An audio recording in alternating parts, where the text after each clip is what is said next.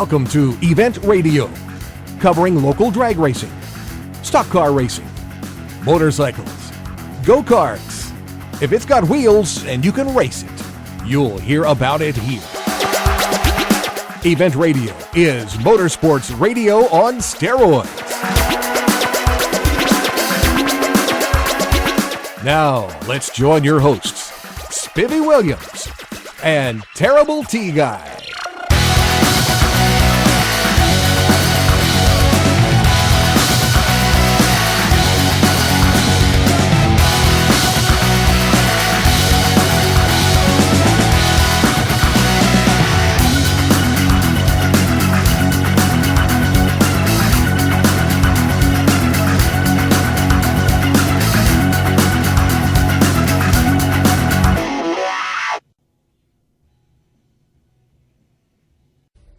All right, guys, welcome to the next episode of Event Radio. We are in what I believe to be the holy grail of stock car racing. The White House of Tennessee. The White House of Tennessee. There you go. And we're setting up in the press booth that this is a view that is unparalleled by anybody, and it's a shame everybody doesn't get here, but you almost do, as good as the stands are, and they are covered. And until you've heard that sound with a bunch of cars going through here, it's unreal. The thing about this track, and we have two gentlemen to join us in just a few minutes on the show, a gentleman that I've heard of my whole life, and he is the grand poobah, or the head guy of this facility, Mr. Tony Formosa Jr., and we have another gentleman that is a hotshot late model driver by the name of Mr. Sammy Sanders. Probably the best drivers come out of Bowling Green in a long time. Oh, yeah. This place, all of the good racetracks are in downtown. And the reason they're in downtown is because town grew around them and they lasted. They were here. We're not going to give you a whole history lesson, but this track, firstly, came about in 1904. And it was originally going to be a horse track, and these guys said, no, we're going to race on this thing. And between 1904 and I believe 1915 or 17, somewhere in there, 1915, the guys from the World's Fair at St. Louis made the trip here for the fair, because this is at the fairgrounds. This is at the Tennessee State Fairgrounds. The guys came here to race, and they actually raced Indianapolis-type cars. A fellow by the name of Barney Oldfield in 1915 showed up here, and he was a big-time racer of everything. He raced bikes, I know you know that, and he raced cars at Indy, but he set the closed course track record here in this facility at a whopping 61 miles an hour, which back then, 61 mile an hour is about like 250 today. Considering what they was riding, that was very fast. Yeah. And another cool thing, that there's a lot of history. The history keeps going on. This is the only, or I guess you'd call the longest living racetrack in America, and the oldest next to the Milwaukee Mile. It was the first one that was built. This was number 2, and it's gone on for all these years, and it's still here and just better than ever, thanks to the gentleman we're going to get to talk to. But there's so much history here. For example, they ran my favorite, the 32 3 and 4 Fords back years ago. They actually ran from 1948 to the 60s, I think, somewhere in there. But in the mid-60s, they ran out of those cars. And there was no parts, no cars, no anything. So most of them left that on track there, probably. Yeah, probably, yeah. They'd be worth a tub full today, wouldn't they? But they had to do something because there weren't enough cars, so they wound up getting 50s models cars and bringing them in, and they didn't know what to call them. So somebody coined the phrase late model stock car. So I guess that late model words actually came from this place. So it's now used everywhere around the world as the class. But it actually started here. Another first here that's really, really cool. In 1959, they actually paved the track from dirt in 1958. And in 1959, NASCAR figured out this is a pretty cool place. They ran the very first 200-lap NASCAR Grand National here. They set an all-time record. It started 12 cars, and all 12 cars finished the race. This was not duplicated for 36 years in NASCAR. It was like 1958 or something like that, or I don't know. I don't remember the years, but no, it was in 1970s or 80s at I can't remember. It's hard to remember all this stuff. But anyway, they wound up 36 years later running a race that everybody did finish. And it was a 400-mile race, I think. So many legends have come from this place. I mean, you were an absolute nobody unless you could win at Nashville. Unless you could win at the Fairgrounds, you just weren't much, And a fella, really neat guy, I got to watch him race, a guy named P.B. Crowell raced here, and he was the bad boy on the block back then. I mean, he went on later to sponsor Darrell. Yeah, he brought in Darrell Waltrip, and that was probably Darrell's first real ride. And to this day, I believe Darrell is still the winningest driver on this facility. He won 64 races here, and so this was a claim to fame for a lot of people. It continuously held a Cup race from 1958 all the way through 1984. Never missed a lick. Then all of a sudden, and the thing that I think is so cool, and we're going to talk to Tony about this, these guys are the only racetrack that I can remember coming to in my brain that beat City Hall. Hallelujah. Yeah, well, really. I mean, you look at Ascot Park in California. You look at Lions Drag Strip, Riverside Drag Strip. You look at Memphis Lakeland Raceway. They're all shopping center parking lots. And the good, fine elected officials that we have decided they knew more than all this history, and they wanted to make a city park out of this. And the people in Nashville said, no, we put you there, we can take you out, and this is not going to happen. And I believe that they had 300 or 3,500 people or something at the commission meeting on this deal. But anyway, we're going to talk to the guys and especially Tony, that knows a whole lot more than we do. That is, I guess you've grown up here, Mr. Tony Formosa, sir. It is our pleasure and our honor to have you here with us and on Event Radio. I mean, you're the man of the 1,000 hats down here. We've seen you running around everywhere, Well, I run around everywhere. I don't have 1,000 hats. I just wear one. But it's a pleasure you having me on your show, and I've heard a lot about your show, and it's an honor for me to be able to represent a legendary facility as we have right here, and really appreciate you guys taking the time to come down and do this with us. It has been a roller coaster ride here, I guess you could say. Isn't it sort of like a labor of love, though, to you too? Yeah, something like that. It's really not completely over with yet. And I think until next fall, when the election's over, we will be a little tense until that time comes. But basically, what the history that I have here, my dad raced here before I was born. And did you guys have a shop right around the corner here at one time? Yeah, we've had shops a little bit everywhere. But I think I remember as a kid. We did. But Dad usually had a car lot and a shop at several different locations up and down those road. We've actually always been close to this facility. But for me, I was born into this facility right here. I was born into stock car racing, and like I said, Dad he started our family racing in like 1951, a couple of years before I came along. And they started at the American Legion Bowl and moved out here. And I don't remember the Legion Bowl. I don't remember the 1 mile dirt horse track. I've seen a lot of films and a lot of pictures of it and heard a lot of stories and tales of it. But, my mom always said that when she first brought me here, she knew that very minute that what I had been brought to the world for, because this was just it. And I can remember coming here when I was a kid and breaking away from Mom and climbing up on the fence and watching my dad flip cars down the front straightaway. And it wasn't long before I used to be an old tunnel down here that ran up underneath Turn 4, and that was actually the original entrance of the state fair.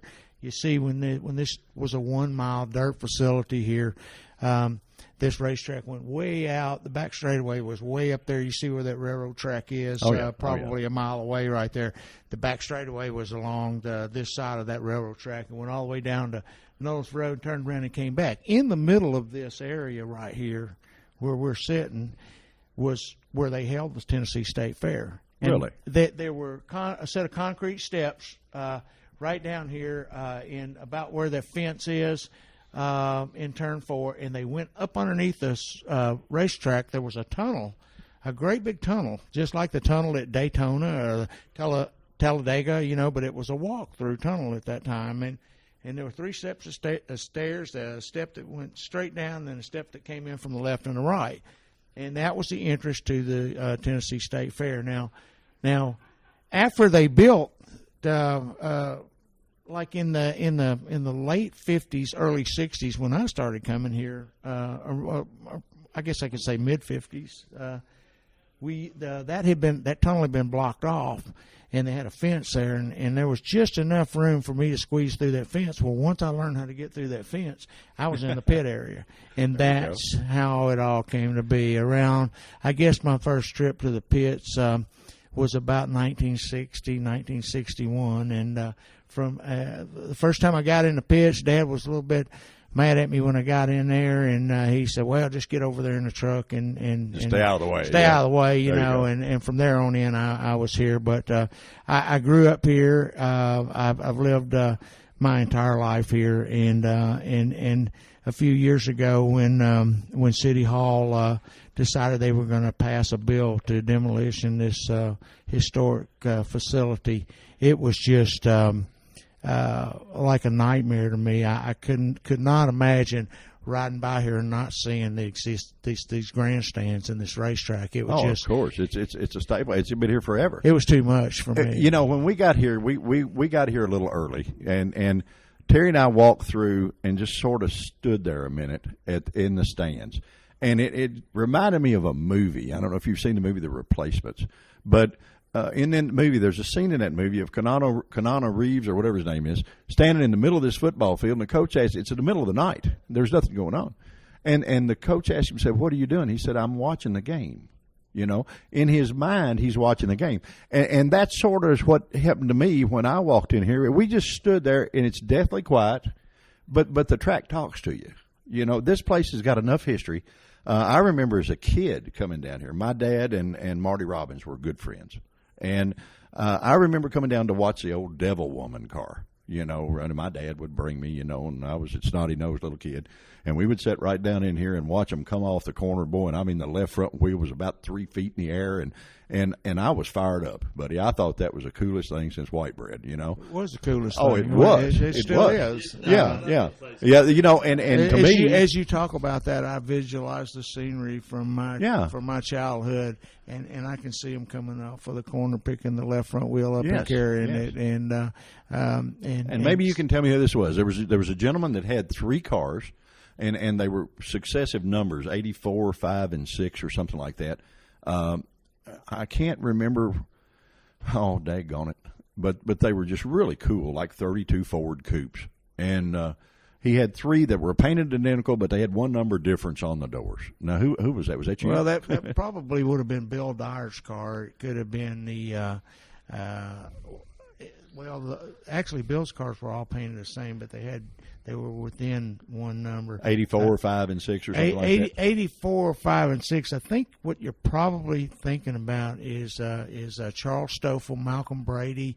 They were actually car number 86, 87, and 88. Maybe so.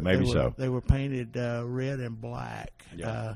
Combination. I know the cars you're talking about. Yeah. I mean, you remember things as a kid that you don't remember. You come to a facility like this and you sit around and you get a flashback, and you think, well, this happened here and this happened here and this happened here.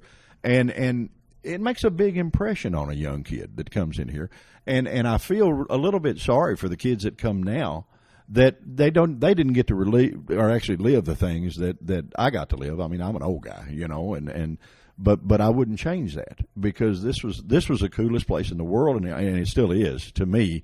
But to get to come here, and I was kidding you, And I never have a show that I don't tell a little funny story, and this is true. I told Tony that I'm probably the only guy that he's met that as a kid got kicked out of here, and I'm going to tell you how that happened. And we had a lot of fun as a kid growing up. My dad was a pretty successful fella, and he would always buy Cadillac convertibles. He would never trust me to drive his cars, but we all had beaters, and I guess he figured if you're going to leave Bowling Green and you're going to come to Nashville, I at least want you to get home. So he had a friend of mine was older, and he let him drive his car, you know. We came down here, and it was early before the race, but we specifically came down to go to a race here. We actually put the top down on this Cadillac and bought 4 white cowboy hats, and we sat in front of Ernest Tubbs' record shop downtown and signed autographs for about an hour. And then we came out here. Well, by the time we got here, it had started misting rain, you know. And they had made an announcement that if you could come out on the track and drive around it to dry it, you know. I thought, man, that's us, you know, to get to go out there. Well, here's 4 young kids, 16 years old, in an Eldorado Cadillac convertible with white cowboy hats, and we got the top down in the rain. We're running around your track. We figured if down here is cool, the high bank's got to be better. So we decided to run the high bank in this Cadillac, and we passed every car, and the pit steward kindly stopped us and asked us if we would mind to vacate the premises. So I actually got kicked out of here. I really didn't do anything bad, but as a kid, it was cool. I don't mind telling you, it was neat. But this, I've been down here lots of times. I came down and watched the Brooks and Dunn series with the legend cars, and watched them run the little track in the center. A guy named Jerry Chaffin is a good friend of mine. We all raced motorcycles together as kids, and he was a regular running in it. And so I got to watch those, and I haven't been able to come here as much as I'd like to, but I know that several of the kids that I've had on the show, and when I did the show on the regular station, we tried to give as much local as we could to guys like Sammy that were starting out back then, and kids like Bo Miller, and kids like Dylan Oliver, for example. Those boys, we would have them on the show. Hopefully they could get a little sponsorship on down the road, and sometimes it worked. But to run here was the ultimate, and I asked Sammy to be here because it's got to be a special thing, Sammy, for you. You race in a lot of tracks. I mean, you've run Daytona, you've run all the big stuff. But when you come into here and the history that follows you through that gate, it's got to be different. First of all, thanks for having me. And me and Tony got a lot of history. I've known Tony Michael for I don't know. I'm afraid to say maybe 30 years now. 100 years. But it's what you're speaking about where this racetrack's concerned. It's just a deal for me coming up when I was a youth and come here. It had such influence on me to the extent that, I mean, when the cars would fire up when I was young, I'd almost have butterflies in my stomach. And I know that sounds kind of corny, but that's just the way it was. I guess as a youth, it was lucky for me that a place like this actually was here because it gave me inspiration to be involved in something besides maybe some things that I shouldn't have been involved in. It's what you hope to make a career that turned into a lifelong hobby. Well, you know, I know watching, and I've been around racing for 50 years, you know, my whole life. Guys walk the track. Now, you call that superstition, call that whatever you want to call it. But are they not actually running that race in their mind when they're doing that? I mean, yes, in certain in a certain way, it's almost like, and I know Tony Michael can attest to this because he's got far many more trophies here than I do, and he's got far more laps than I will probably ever acquire. But nonetheless, you know, there's spots on this racetrack that only people that really pay attention know are there. Whether it's somewhere you can free your car up off of a high line in order to get off the corner if you're in a pinch. If it's somewhere you can, if there's a bump on the entry of 3 down here, where if you gotta change your chassis a certain way to hit that spot on the racetrack, and just like where I've worked with Tony Michael and been with him at the racetrack before, and I'll say this, I got a question for him later, but I've learned from this man actually due to the fact that. he's such a track smart individual, and there is a difference. He's smart enough to run the whole show. I'd say that's being pretty track smart. When you, Tony, you've raced here for a long, long time, even before you decided to put on the Grand Poopah hat, if you will. What's your fondest memory of this place as far as being a driver?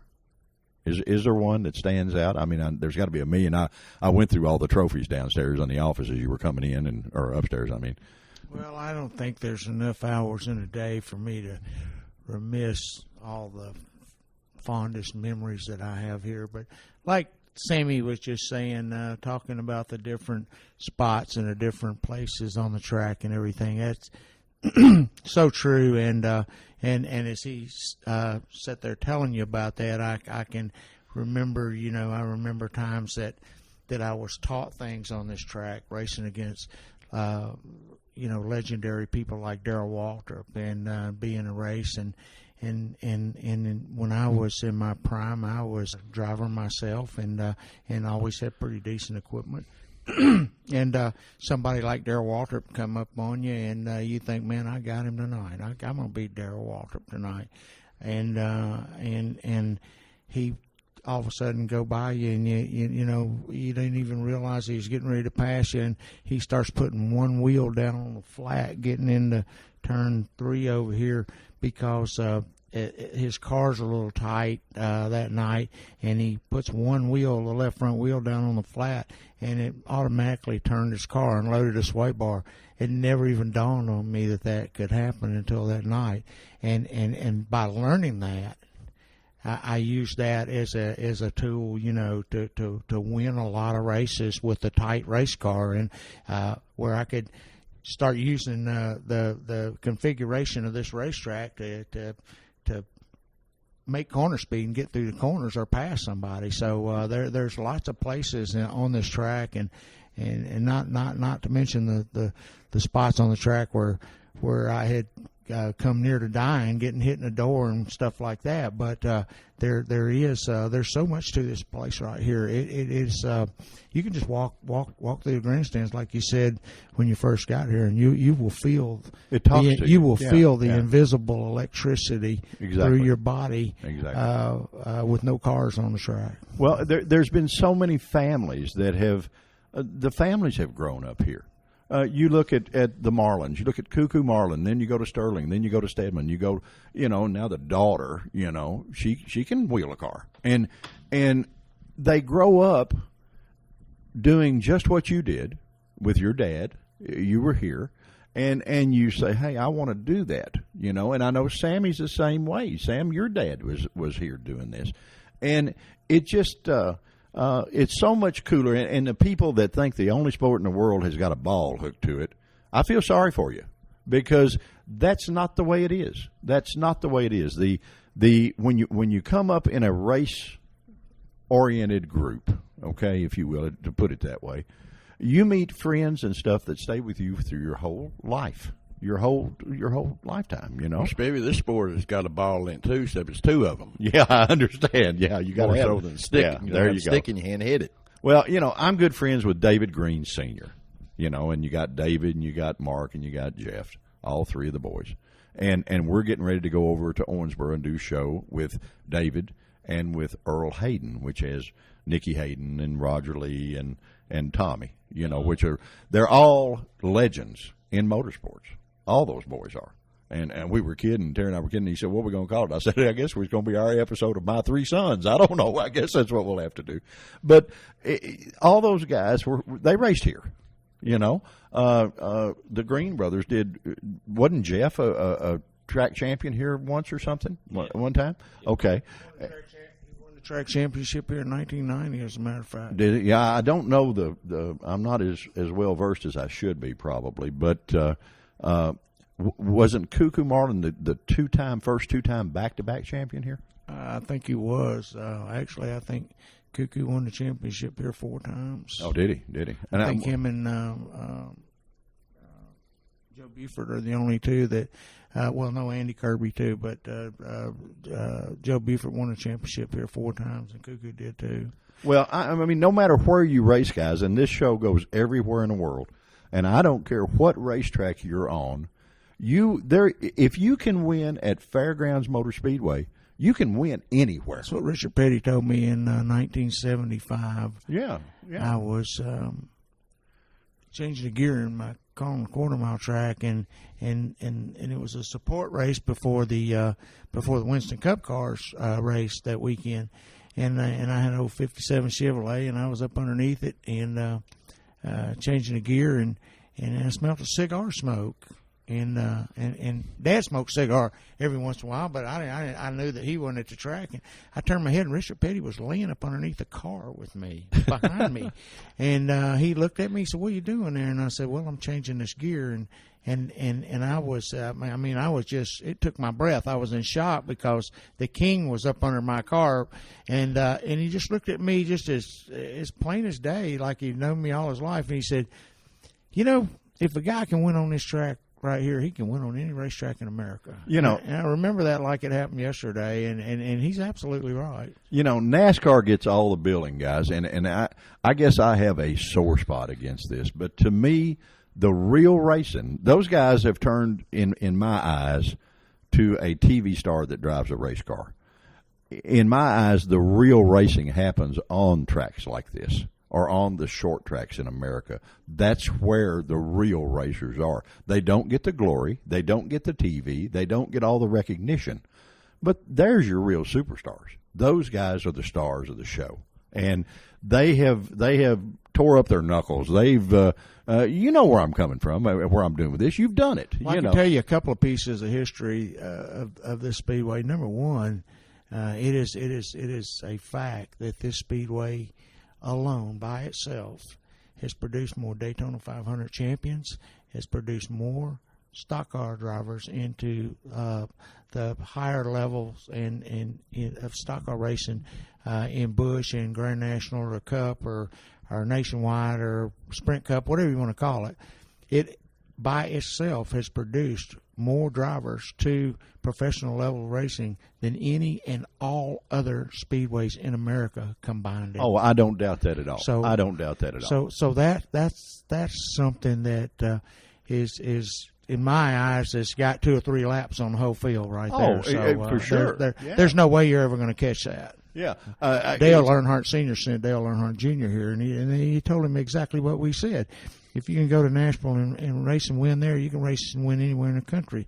They sent Adam Petty here. Bobby Allison sent Davey here. Just how far you want to go with it. You can. Well, you go back to 1906. I can tell you. You keep on going. Barney Oglesfield days. And, right. And actually, Andy Granatelli set a world land speed record here in like 1944, the last year of the war. And I think I'm saying it right, 44. It might have been 45. But they took an Indianapolis car and built this car and put a jet engine on it.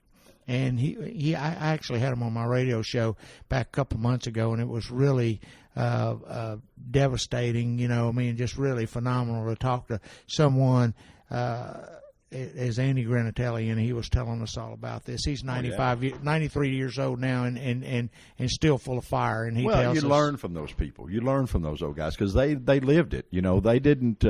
They're not putting on any airs. They're just telling you what they lived through. 100% natural. I had the pleasure of having Hal Needham on the show that made Smokey and the Bandit, and we talked, and he was sort of just neatest guy I've talked to in years. And the hour went by so fast it was unbelievable, And he said, "But let me tell you something." He said he loved the fact that nothing we do is canned, and you can verify we didn't write down a thing when we came in here. We just sat and talking like good old friends need to do. But he said, I've had more fun right here with you guys because everybody else wants to stuff all this stuff in your face and make you say this stuff, and that's not the way it was. So when you interview a guy like that, where I'm coming to, when you interview a guy like that tells you his experiences, and you're sitting here telling us things that went on here in your life that you may have never sat and told anybody. You know what I mean? And maybe you have, I don't know. But it's history that you lived it live and in color, but all these people in the stands lived it with you. And they remember it. you know, and you maybe sit around and say, well, yeah, I remember had this happening, this happening. I guarantee you 90% of the people in these stands can tell you more about you than you can. Well, that's probably true, and you know, you're important to them. As I sit here and reminisce racing days, my competition days, you know, I can remember the first time I saw Sammy here at Highland Rim, and I always had a really super nice car, you know, and everything. And then he rolled in up there one day with a pretty slick car, and I went over and started looking at it, checking it out, and everything. And we got to know one another, and asked me for a few pointers here and there, and it wasn't long that Sammy started kind of tagging along with Bobby Hamilton, and Bobby and I were best friends to be forever and ever, and we had a lot of great times together. We had a lot of great times.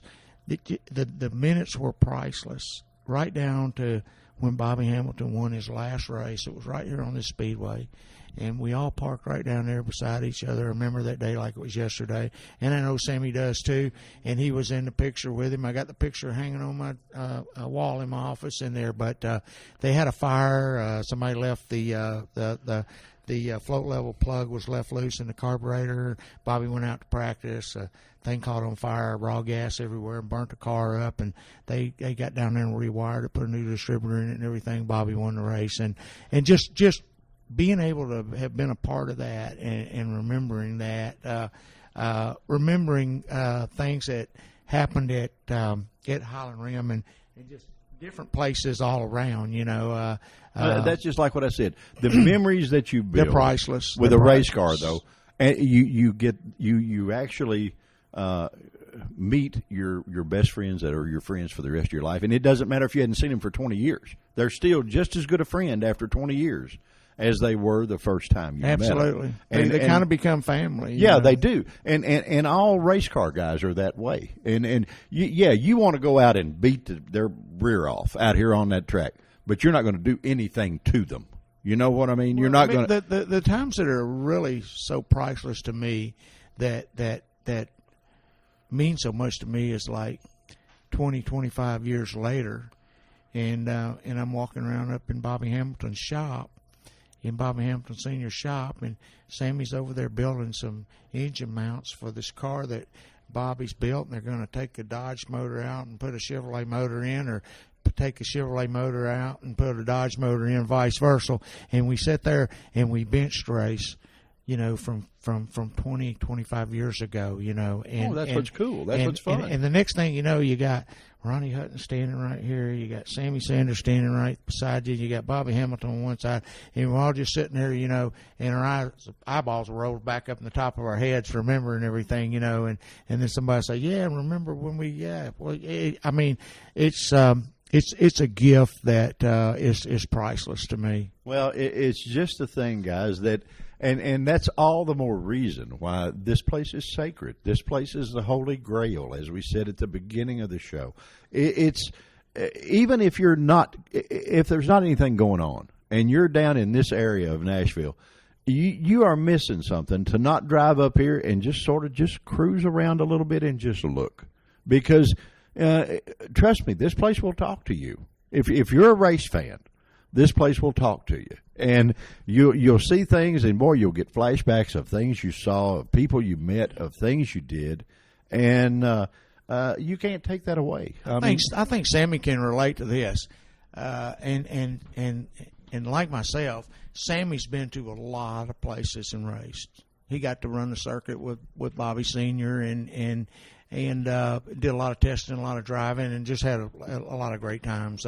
But I have never been anywhere in the United States of America to another racetrack, talking to racers, or been to a speed shop or a machine shop or a race shop that we have not had a conversation about the Fairgrounds Speedways. I haven't yet. And I'm not just saying this because I'm the promoter of this speedway now. This is the gospel. I have never met a racer that had anything bad to say about this track. I never met a racer wants to come to Nashville. Yeah, I never met a racer that ever said, "Well, I can't stand that place." There's never been. If I ever hear a racer say, that place sucks or that's a bad racetrack or something like that, they've never been it'd be here. the end of the world to me. Well, they've never been here. They have never been here. That's either as a spectator or as a participant. Exactly. They have not been here. This place, and if you come on a regular night, you know, and I've been here before when Malcolm's out there in the crowd and he's having fun. And well, he's out there now. You ought to come over Well, here Saturday I'd love to. night. I'd love We're to, going to buddy. have I'd a love to. $5 night here, family night this coming Saturday night. And, well, I would love to. Since we started this crazy thing we're doing, we don't get to go a lot of places like we used to, but we have a lot of fun. You know, this to me is this is not work. This is a treat, and it's, you know, I said it was a pleasure to be able to be here and talk to you. It's more of an honor to me than it is a pleasure, because man, this was way up here to me the whole time growing up, and I'm, like I said, I'm an old guy. You know, me coming to work every day, no matter what it is I'm doing. If I'm down here cleaning the bathrooms, or if I'm down here weed eating the racetrack, or if I'm blowing the track off, or cleaning up stage dry, or stacking tires, whatever I do, it's an honor to me to be able to come to this facility and work here and put my efforts into the great sport of stock car racing. You know, you hear people say this all the time. You know, I mean, a job is really not a job unless you're really enjoying what you're doing. And there's nothing in the world that I could do any better than this. Well, you can always tell you're the boss because you clean the bathrooms. The boss always has to do that. I know. I've been there. And by the way, guys, this is only the second racetrack I've ever been to in my life that had air-conditioned bathrooms. This is cool, you know. Plus, this place has an elevator. You don't even, for a fat guy, now I'm telling you what, that's a plus, to get to come up here in an elevator and not have to run up and down those steps. It's a good thing for anybody, especially guys got a bad knee or something like that. Hey, I'd like to ask Tony a question, if it's okay. Yes, sir. You know, I know who my hero was in racing, or who I looked up to, and if I had a hardcore question, I called, and that was Bobby Hamilton. But as far as yourself, I know who your hero was and who you looked up to when you got started, and that was Tony Sr., your father. Yeah. And as a matter of fact, I just read part of the deal that Terrell did, you know, about your dad, and I didn't get to finish it, but that's cool, by the way. Who besides Tony Sr. had and I got a couple questions, by the way. Who besides Tony Sr. really had an impact, or maybe you looked up to, or actually, if you had a question, maybe you called and asked? You know, as far as a boyhood hero, yeah, Cuckoo Marlin, Jimmy Griggs drove for Dad on different occasions. He didn't drive for him every week, but he drove for him in different stages and in different long races and whatnot. And so, you know, I mean, looking at, I always thought Jimmy Griggs was just a cool guy. You know, he was the epitome of cool, man. Well, he was cool, you know, and he was just and could back everything up, you know, could drive too and everything. And I, you know, Sonny Upchurch came to drive for us when, you know, right when I was getting out of high school, I guess when I was a sophomore. Actually, Sonny started driving for Dad when in like the like 63 or 64, and I never met anybody that had the nerves that he had, or was just as burly as he was. You know, he wasn't afraid of anything. He was the Paul Bunyan of whatever, black T-shirt rolled up, you know, and nothing but nerves of steel in a race car, and it was a great honor, you know, for him to be driving for us, and he took a liking to me. We hung out together, you know, and Sonny didn't really know a whole lot about suspension or but we did the best we could do with what we had to do, and so I guess Sonny, you know, was probably my boyhood hero and everything, and but there were so many guys when I got my education on learning how to work on a race car and how to fabricate, when right after I got my driver's license, I used to go around to different people's shops during the week, and I would sweep their floors or wipe their tools off and stack them or straighten their toolbox up or something. Go over to Walter Griggs' house or go over to Fulton Stutz' house or Rod Stillings and And I thought it was really cool that those guys knew how to fabricate, and I wanted to be able to do that, you know. So that's kind of how I got my education on fabricating, because we didn't really know what fabricating was. The only time we'd have a really nice race car, we had bought it from somebody. But I don't really think that I can point out anybody that was really my, you know, other than Dad and other than Sonny. Jimmy Griggs, Cuckoo Marlin always took the time to call me over, you know, and Cuckoo was winning all the races when I was a kid, and 7, 8, 9 years, 10 years old. And hey, Tony Michael, come over here. And I'd walk over and he'd set me down beside of him, you know, and he'd say, how'd you like that race or something, you know, and I thought that was, you know, so when a driver does that to a kid, it's an impression for life, you know, and so I like to take the time, special efforts. I'll go out of my way to spend time with kids, because they're looking at me, and I'm seeing myself in their shoes years ago, and they're looking at me thinking, man, that guy's really cool. So I'm going to do the coolest impression I can make, and give that kid something, if it's a T-shirt or riding my race car around the track or something, you know, to where he'll remember that all his life, and you know he really will. Oh, he'll always remember that, and you know, it's funny to me. We were talking, and like I said earlier, my dad and Marty Robbins were friends. My dad and Marty Robbins were good friends too, actually. And yeah, well, Marty was friends with a lot of people. Yep. But it is true that he would always do the last gig at the Grand Ole Opry, right, so that he could race here and get it done. I remember the Devil Woman car, the old 32 Ford car. But we were talking about earlier, and I know it was purple, but for some reason I got black in my head. Was it ever black? No, all Marty's cars were purple and yellow. Okay, all right. Then I don't know where I got it. I know that I've heard the story that he would race it on Saturday night and it would go in a body shop on Monday, and they would put it back almost brand new. You know, oh, well, yeah. But Marty's cars were the sharpest, most unique, detailed, prettiest, perfect cars you could ever see in your whole life. That's what I had always heard. And the thing I remember about Marty Robbins the most is he always wore this long sleeve silk purple shirt.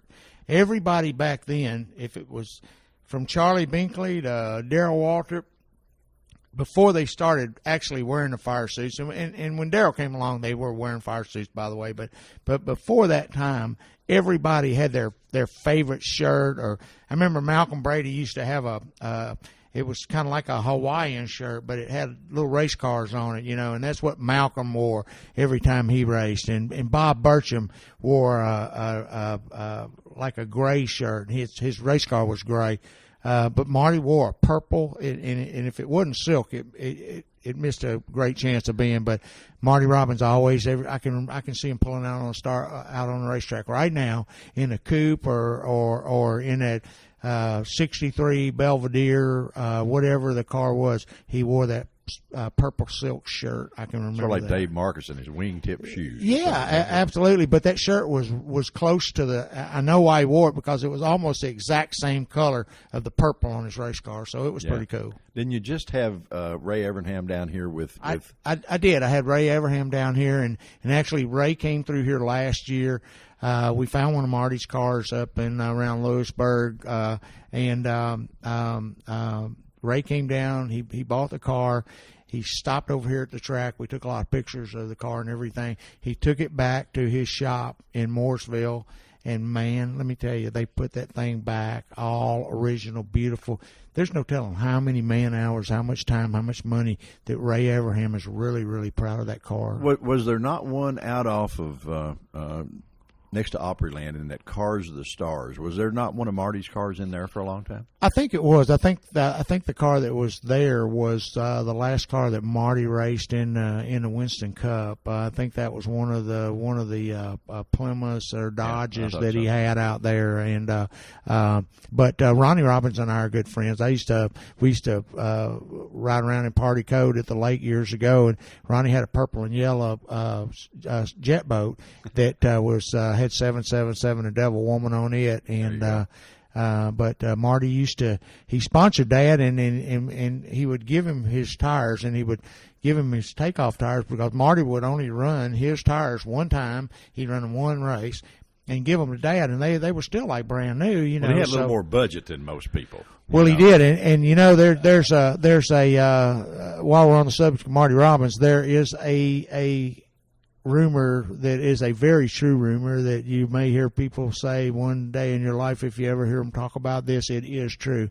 Marty Robbins, if he got into you on the track and damaged your race car or caused you to wreck, he would walk down to your car after the race and pull his checkbook out and say, how much do you think it's going to cost to fix that car? He would pay you for your car. Well, you know, he was a nice man. He was a great guy. He was a great guy. And a lot of people, all they know about Marty is hearing the records and that kind of stuff. But my dad, back years ago, had the only liquor license between Louisville and Nashville in Bowling Green. Wow. And we had a lot of the old guys that would come up and they'd play for him, you know, and it was just a stop, and they were buddies, and Marty would come up there.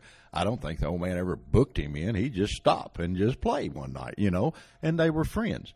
And so that's where I got to meet Ronnie when I was about 8 or 9 years old, I guess. And I haven't seen him since, but he would know me from Adam. But we were still, there's some more memories. You know, guys, we're in Nashville, Tennessee. We're at the Fairgrounds Speedway. Everybody knows Nashville as being Country Music USA, which is true, and they've done a lot for Nashville. But trust me, if you come and you're a history buff and you like motorsports at all, you can't come to Nashville without coming by this place. I mean, this is it. This is the Mecca. This is the grand poopah sitting here. Well, people come here all the time during the flea market.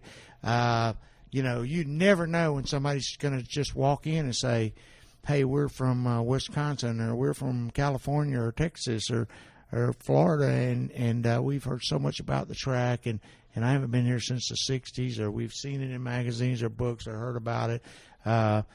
Can we go out and look at the track? Sure, help yourself. There it is. I tell people, you know, I can't stand it when people say your track. It's your track. No, it's not my track. It's our track. That's right. This track is as much Sammy Sanders as it is mine, as it is yours, the people that sit in these stands. People that sit here. It takes all of us. That's right. That's right. It is something.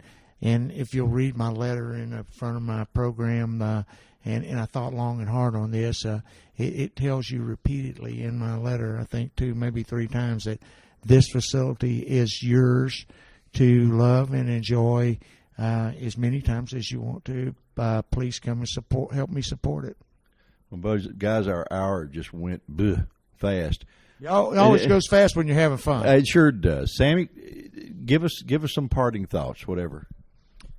I'm going to have my last question on our parting thoughts. Sure. If we got time, don't we? We got all the time you need. That's all I got. You've been an engine builder. You've been a chassis builder, a setup guy, a premier driver, a crew chief, Tony Formosa. You've been a car owner. And a bathroom cleaner now. A bathroom cleaner. Turned promoter.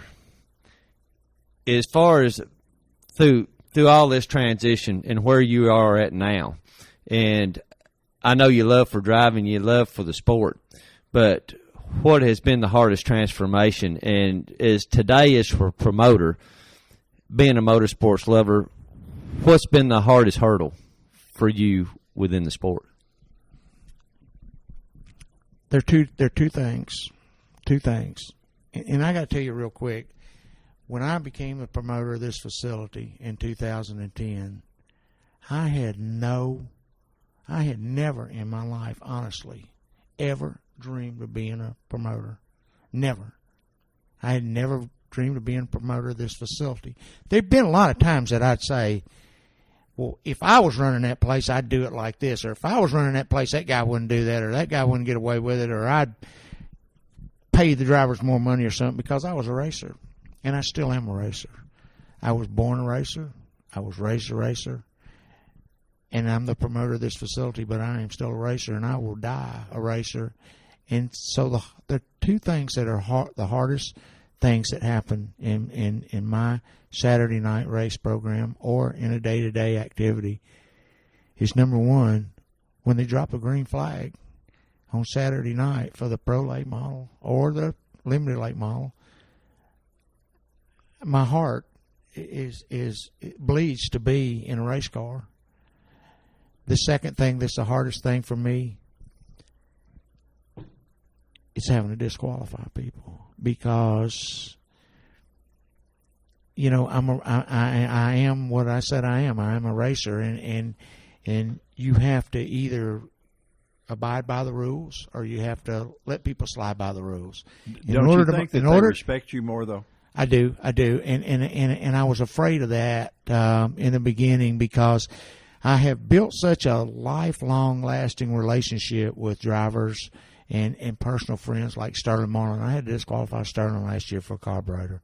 Hardest thing I ever did in my life, and I stood back away from the tech ring, and I had people here looking at it, and finally I just had to walk up there and said, if this is what we're arguing about, guys, if this is wrong. And that's the end of the story. And, but that probably built you a mile of respect with everybody else. Well, everybody's watching that. And one of the other things that are hard for me, Sammy, is I've been a car builder. I've been a setup guy. I've been an engine builder. And I love building engines. I love seeing my stuff run up front. And building engines a challenge for me. Building a car, setting a car up is a challenge for me, and it's something I love to do. But I have a hard time doing that now, because if I build Sammy an engine and he goes out here and he wins, or if I build Alan Carter an engine, he goes out here and wins, well, I'm letting him cheat because I'm the promoter, And I have a nephew right now that's 25 years old. He's probably got every potential that would be needed to be a professional racer. He's a good-looking kid, very polite, very well-mannered, and can drive a race car like nobody ever seen in my life. And he's young. He can't do anything but get any better. And he has chosen not to race because, in 2010 we came out and we raced, and he finished second the first night, and then won, and then broke, the third time. And the people were so bitter, the other drivers and everything, said I was letting him cheat and whatnot. You're going to be accused of partiality whether you show it or not. So he understands, and he has chosen to run the tire barn for me instead of driving a race car. And I know that it's really working on him a lot more than it is me. I'll be 60 in November, and this kid's 25, 26 years old. So, he's not being able to live his dream right now because we're running the facility. But this place has been on life support for so long, and now we've at least finally got a 2-year lease here. So we know we're going to be here till the end of the year next year. And I'm just trying to keep it alive until better things can come along and happen, And well, I tell you what, it's a situation that has to be kept alive. We've sat here, guys, and we have spent an hour talking about some of the history of this facility, and I can't express to you enough. And I know there are people all over the world listening to this. We didn't even get the book open. Yeah, no, we don't need a book. The book's in everybody's head, and that's the best book. Exactly, the one you remember. But this place, like I say, if you come to Nashville and you want to come to Grand Ole Opry or whatever you come to Nashville for, you're doing yourself an injustice to not drive by here, and especially if there's an event going on. There is absolutely nothing there is not a note that's played at the Grand Ole Opry to me that sounds any sweeter than sitting under these covered stands and a whole field full of cars going by there. It will rock your world, I mean, this is music. This is where real music takes place. If you're a car guy and if you're a motorsports fan, this is it. Gentlemen, it has been, as I said, an honor for us to take up this much of your time, and I know how busy you are, and the bathroom was clean, by the way. Thank you very much. Thank you. Glad you enjoyed it. Yeah, but to get to spend an hour with you guys, Terry and I, we've looked forward to this forever. we've had fun doing this, and we've Right. also. You guys got an open invitation. You come back anytime you want to. Come to races. Like I say, it's yours to enjoy as much as you want. So but feel welcome to come on back, and you can come up here in the suite and have a meal and a drink on me anytime you want. Hey, buddy, I appreciate it, but you know what? I want to sit right down there with them because that's where I'll be. That's where the action. It's funny. It doesn't matter how hot it is. I'm not up there in air conditioning. I can't remember the fella's name, and I've tried to remember. And his Grant is his first name, but he's the CEO of Talladega, and we've had him on the show a couple of times. And I asked him, I said, buddy, I said, you being the promoter, you're running 1,000,000 miles an hour in all directions. I said, what do you do when the race starts? He said, before or after I go to the campground, drink beer with the fans, And I said, well, that's about the answer I wanted to hear, That, this is still a fun place. It's a fun place for everybody to come to. It's a fun place for you guys as racers to race at. It's a fun place for you to have a job to do. And it's certainly a fun place for Terry and I to get to come and spend an hour with two guys that rank way up here with us, and Tony, with you, that I feel like I knew you, but I had never formally met you, and I've watched you do what you do so well. I'm not anybody special. I'm just Tony. I mean, I'm doing what I love to do, and the good Lord has blessed me with good health, and thank God I'm able to still come here and enjoy myself. Well, buddy, I tell you what, anybody that makes their way to Fairgrounds Speedway, you will enjoy yourself. You will have a good time, and you will build memories that last forever. I guarantee you that. If they don't have a good time, they can come see me, and I'll give them their money back. Yeah, you can go on. Let's see, what you got a T-shirt on. It says www.savemyfairgrounds.com. My website is www.fairgroundsspeedwaysnashville.com. That's fairgroundsspeedwaysnashville.com, and look us up on the web, and you can see anything you want to. Hey, buddy, I'm telling you. Gentlemen, thank you so much for joining us on Event Radio. We have had a ball. T-Bone, are you going to drive home or am I? I don't know which one we're going to do. It depends if we get on this track or not. We're gonna have a little fun. No, we better not do I want that. to thank Tony and Sammy. Yeah, we've had a big time, and thank goodness we've got to introduce you guys to about 3 million new friends. So a lot of folks listen to the show. You guys keep down, Sammy. He's going to give you a Kentucky spanking. There you go. Guys, thank you so much. We're live and having a big time in Nashville, Tennessee. T-Bone, shall we go see what other kind of trouble we can get into? Say bye. All right, say bye, guys. Thank you.